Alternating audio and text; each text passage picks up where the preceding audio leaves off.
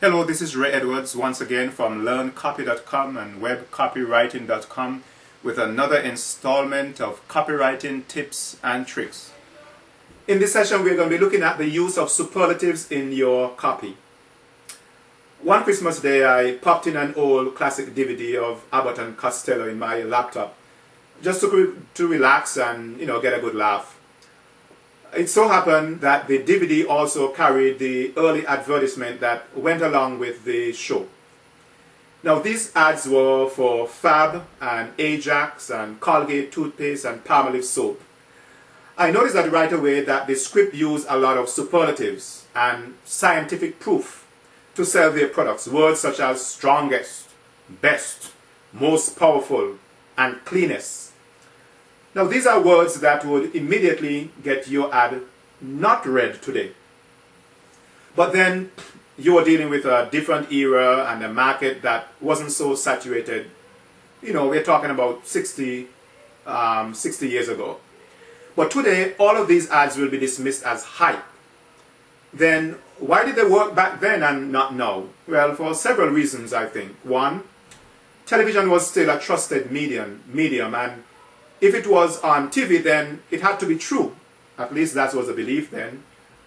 I can still recall as a small boy how an argument could be easily closed by indicating that you read this fact in a book.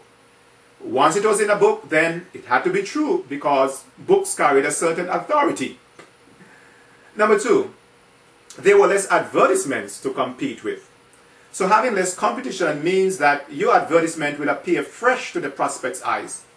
Hearing the same claims over and over again tend to reduce their effectiveness. Take, for example, weight loss products.